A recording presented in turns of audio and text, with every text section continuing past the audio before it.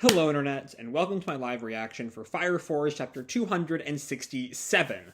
When we last left our heroes, Arthur and Dragon continued their just epic battle.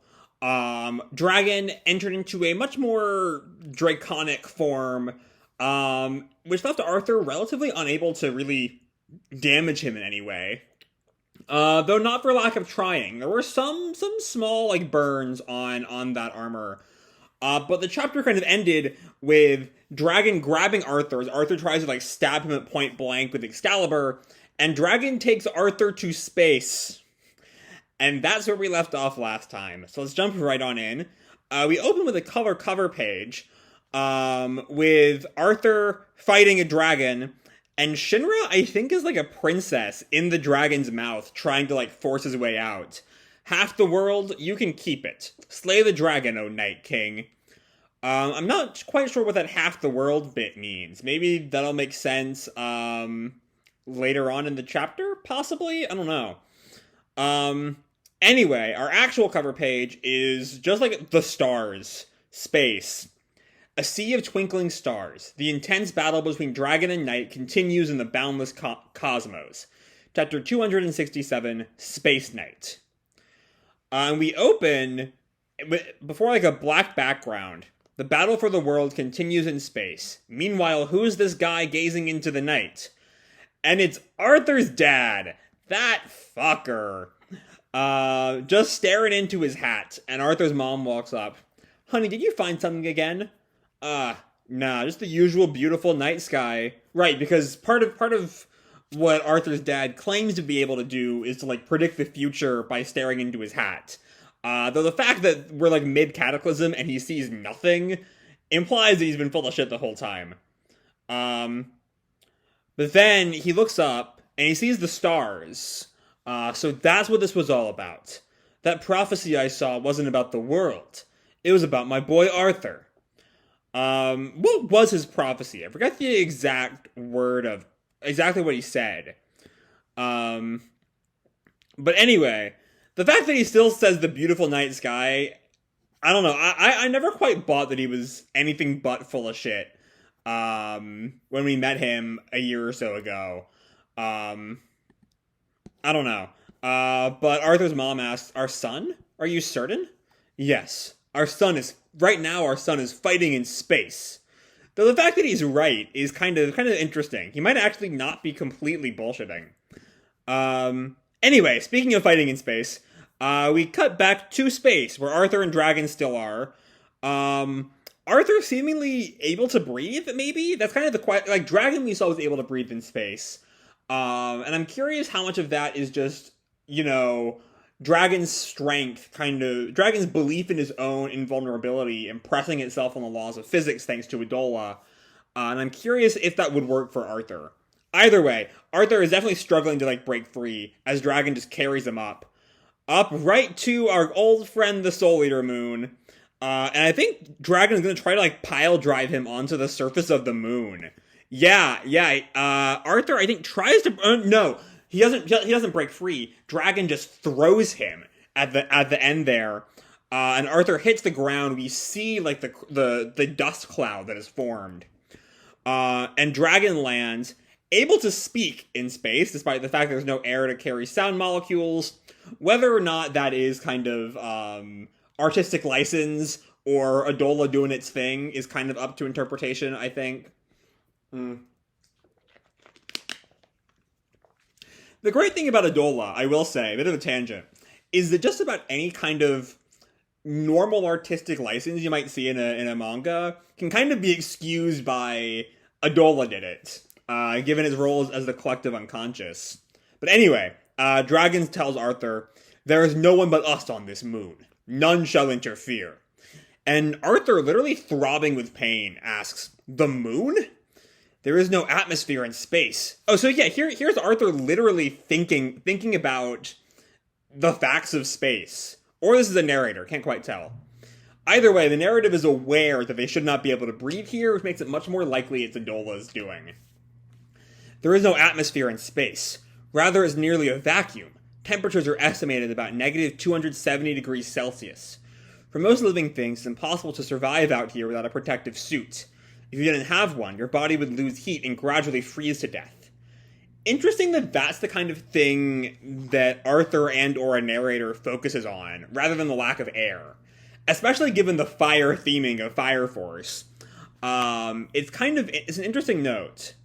However, these fighters are not aware of that, and thus they fight. So yeah, I mean, it's kind of been stated that Dragon's despair is so strong that he's like one of the major players in making the Cataclysm happen.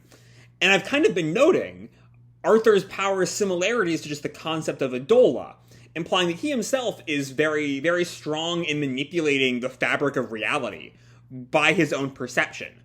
And they're both doing that here. I don't know, I really, really like that. As the two of them just kind of go at each other, but the narrator says, "Soon, though, our hero, the Violet Flash, realized something." Oh, but his belief, he's realizing the problem. My chest is killing me. I can't breathe. And Excalibur cuts out as Arthur tries to catch his breath, and Dragon just looks at him. Suddenly, symptoms of oxygen deficiency strike. Headaches, nausea, lethargy, and finally, loss of consciousness. So yeah, I think, like, we know Arthur is not a smart person, but he's just smart enough to remember at some point you can't breathe in space. And it's only once he realizes that he starts to have symptoms. Because, I'm again, not a scientist in any way, but I'm pretty sure you should feel the lack of breath as soon as you get to space. And the fact that he was able to fight for so long implies that it's only once Arthur realizes that there is a problem that the problem exists. As long as Arthur thinks that he's fine, he is fine.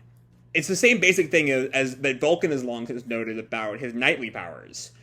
I feel like I'm repeating myself there, but I really like how Ohkubo doesn't really feel the need to explain how Arthur is able to survive in space at all. He's just kind of giving us the facts, and it's not hard to piece out on our own. Anyway, Dragon questions him, "What's wrong, Arthur?" And Arthur looks up at Dragon weakly as he kind of fades away. Excalibur kind of cuts out, and he falls over. Arthur does. "I can't move."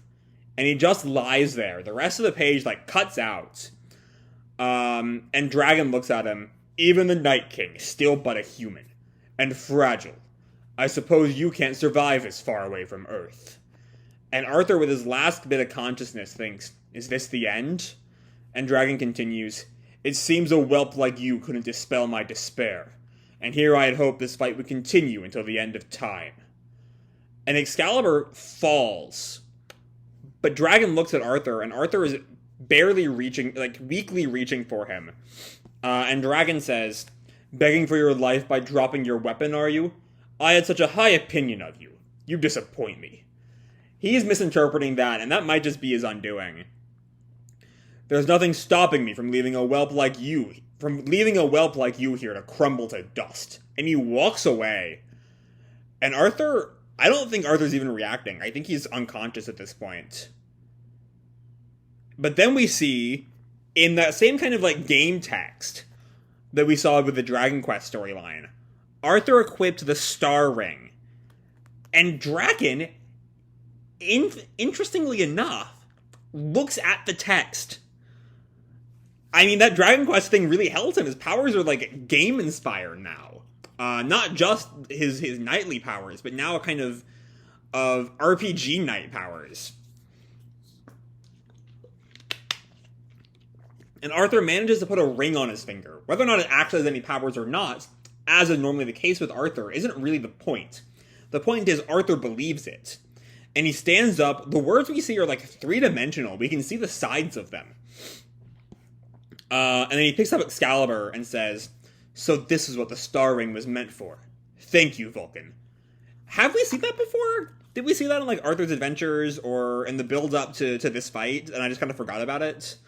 Or is Arthur maybe even intentionally deluding himself? I don't know.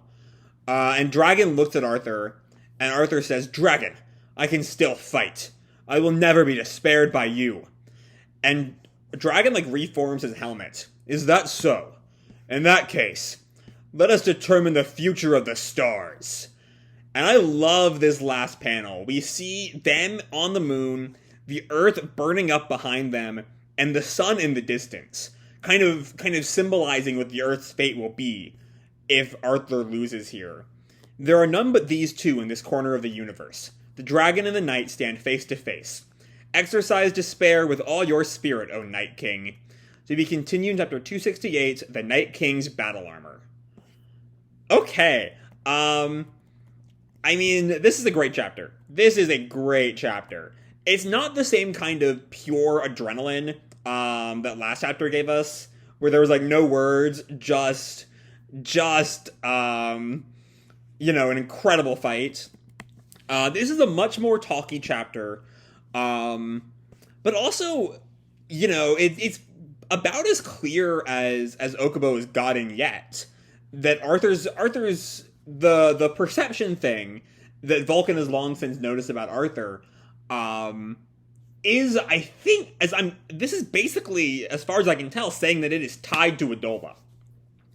As long as Arthur believes he can fight, he can breathe in space, he can. And it takes him a minute because, he's not smart, to realize that he's in space and can't breathe. But then there's that ring, that he's literally viewing this as like an RPG at this point. The ring has, like, the power of breathing in space, which, again, under normal logic would make no sense, but normal logic isn't really at play here. Because Arthur's power-up, maybe even unintentionally on Arthur's part, is now so tied up with RPG mechanics, a ring can help him breathe in space, because that's just the kind of thing that can happen in an RPG. It's really, really good. Like, subtle's a bit of a stretch for Fire Force, ever. But it's a confidence of world building, that Ohkubo does not feel the need to explain this to us.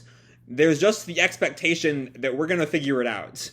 And I respect that. I highly respect that. But yeah, now there's nothing stopping Arthur from fighting in space. There's no oxygen deprivation gonna get to him. It's just him and Dragon alone on the moon. And I don't fucking know. I don't know. Honestly, I don't know how, even if Arthur, like, I said in the past video, Arthur might die here. If he dies here, he'll take out Dragon. I don't think Dragon's going to survive this fight. But Arthur could die fighting Dragon. Beating Dragon. And even if he doesn't die beating Dragon, I don't know how he gets back to Earth. Like, he doesn't really have a kind of movement-based ability like Dragon or even Shinra would have that could let him fly back to Earth. He's just got his very specific plasma-based powers. Though I don't know. The thing with Arthur is if he genuinely believes he can do it, he can do it. Maybe there's some rock that he'll be able to interpret as a Pegasus and fly back to Earth. Nothing is really beyond Arthur. But yeah, this chapter is just a lot of fun. It's very, very confident in its world building. Highly respect that. And I can't wait to see how this fight shapes up. I don't know if next chapter is going to be the end of this fight. If so, I hope it's a fantastic end. But we're definitely moving into the final phase of the fight. And I can't wait to see how it shapes up. So I'm going to leave this video off here. Hope you all enjoyed the chapter and the video itself. If you did, feel free to drop me a like or subscribe. Do whatever makes you happy, And remember, your life is your own, okay? Bye!